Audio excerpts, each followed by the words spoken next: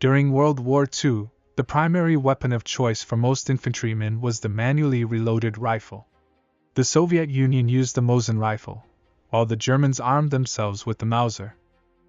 Because of this, hand machine guns, semi-automatic rifles, and of course submachine guns were always a coveted trophy, both in the Wehrmacht and the Soviet army. And of course, as German weapons to Soviet soldiers, so Soviet models fell to the Germans as coveted trophies. The Shpagin submachine gun was the most mass-produced automatic weapon in the Red Army. Therefore, the weapon received a huge amount of feedback from both Soviet soldiers and the enemy. After the war, German officers and soldiers often recalled the Soviet PPSh in their memoirs. In most cases, Germans noted that this weapon was ideal for close combat. Wehrmacht soldiers were also surprised by the superior performance of the submachine gun, first of all, due to its 71-round drum and high rate of fire, which made the PPSh a small handgun. The Germans also noted positively the heaviness of the PPSh in the context of hand-to-hand combat. It weighed about 5 kilograms with ammunition, which together with the powerful wooden stock made it a serious assistant when there was nothing else left. On the other hand, the weight of the rifle had a negative effect during the march. German soldiers praised the Soviet assault rifle for its high reliability and simple design.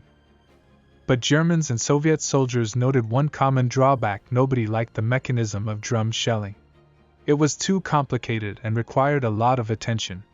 Germans also criticized the gun for the quality of metal.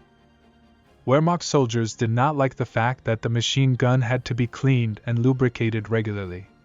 Otherwise, in the difficult conditions of the Eastern Front, the weapon began to rust quickly. Aiming range, rate of fire and fire density of the PPSh differed favorably from the German MP40. In addition, the 71-round magazine allowed to achieve a significant advantage while the German soldier had to change the magazine twice. The Red Army soldier shot only one PPSh disc in the same time, and in some situations it could be decisive in battle.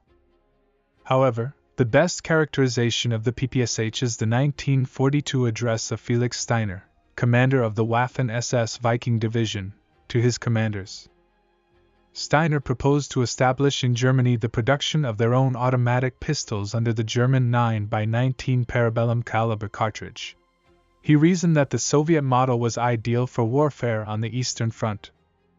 Russian automatic rifles are widely used in our division. They have proven to be very reliable even in the most unfavorable conditions. As a result, Germany set up production of MP-41 submachine guns, which, in fact, were an exact copy of the Soviet ones. By the way, Soviet soldiers affectionately called the submachine gun PPSh, and some gave it the nickname Ammo Eater. Well, the Germans gave their name Little Machine Gun because of its high rate of fire and capacious magazine. And here is how a Wehrmacht soldier, who fought in 1941 near Moscow, spoke about the Soviet weapon in comparison with the German one. We tried to get a Russian small machine gun. The disc had, I think, 72 cartridges, and with good care it was a very formidable weapon.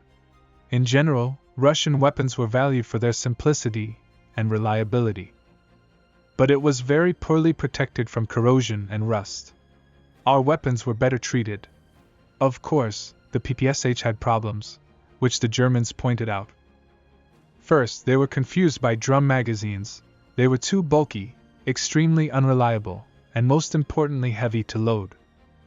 The peculiarity was that drum magazines from PPSh, produced after June 22, 1941, often fit only to the rifle, with which they came from the factory. Of course, with necessary skill, time and tools, disc magazines could be fitted to any machine gun. But often there was either. The second important disadvantage of the Soviet submachine gun, according to the Germans, was the low quality of metal. Of course, with the beginning of the war, the quality of steel used for small arms production predictably decreased. The third thing the Germans criticized Shpagin's creation for was the lack of a folding butt stock. But in any case, the 1941 Shpagin submachine gun is well known throughout the world as the weapon of victory.